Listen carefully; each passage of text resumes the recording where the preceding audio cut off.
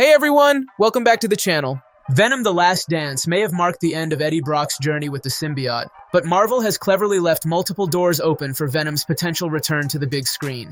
Whether through new characters, intriguing plot lines, or hidden pieces of the symbiote, it's clear that Sony isn't quite done with our favorite lethal protector. Today, we're diving into how Marvel has set up Venom's comeback in Sony's Spider-Man universe, despite that dramatic ending in The Last Dance.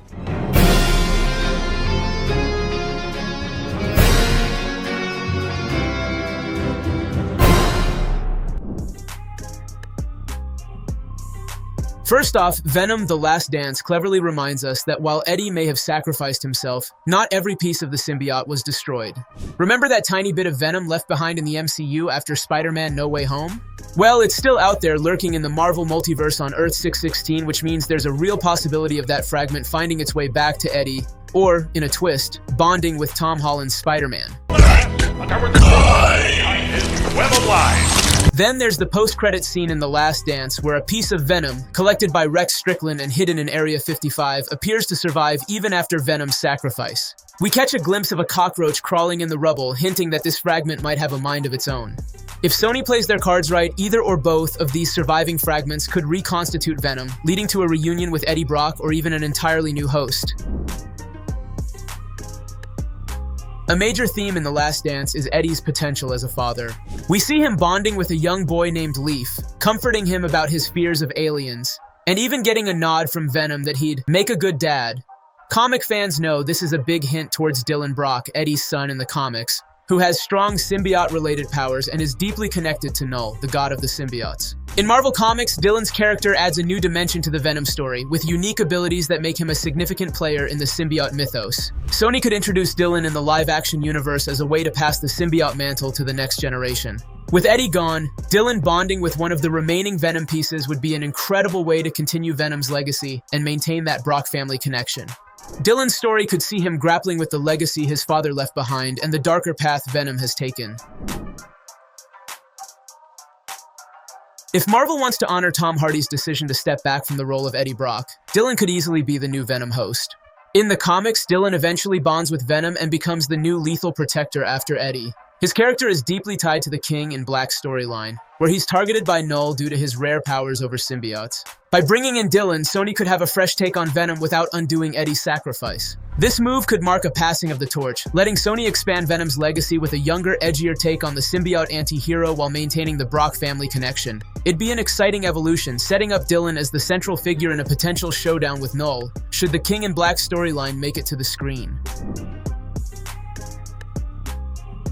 Sony has also cleverly introduced another potential Venom replacement in the form of Agony. By the end of The Last Dance, we see Dr. Teddy Payne bonding with the purple symbiote Agony, a character from Marvel's symbiote lore. Agony, unlike Venom, brings a unique set of abilities and personality traits, opening the door for a new type of symbiote-centered storyline. If Sony wants to switch things up, Agony's story could diverge from Venom's, taking a different route to explore what it's like for a female host to wield symbiote powers. With Null potentially looming as the SSU's next major villain, Agony could play a central role in resisting his dark influence or even serve as a complex anti-hero. Plus, if Sony decides to explore Agony further, we might see a symbiote battle royale of sorts, with Agony stepping up to fill the void left by Venom. 80 billion light-years of hive knowledge across universes would explode your tiny little brain. Even though Eddie and Venom made the ultimate sacrifice to stop Null, the SSU has hinted that their story isn't entirely over. Marvel has scattered Venom fragments across the multiverse, leaving room for a possible return. There's the fragment in the MCU from Spider-Man: No Way Home, as well as the piece retrieved by Area 55. Either of these could serve as the basis for Venom's rebirth, particularly if Null does invade Earth in a future movie. It's likely that, should Venom return, it will be through one of these fragments bonding with a new host, possibly Dylan Brock, or another character connected to Spider-Man's universe. This approach would give Sony an opportunity to expand on Venom's lore, taking him beyond Eddie Brock's storyline. In The Last Dance, Eddie's sacrifice may have destroyed the Codex, but Null's influence looms large over the SSU.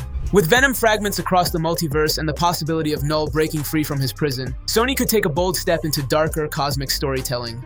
A null invasion would be the perfect way to bring the SSU's symbiote characters together, from Agony and Dylan to any new hosts that arise from the surviving fragments. This setup aligns perfectly with the horror and action elements that have made the Venom franchise so popular, and it could also lead to potential crossovers with other Marvel characters. Imagine Venom and Agony joining forces to fight a cosmic symbiote army led by Null himself.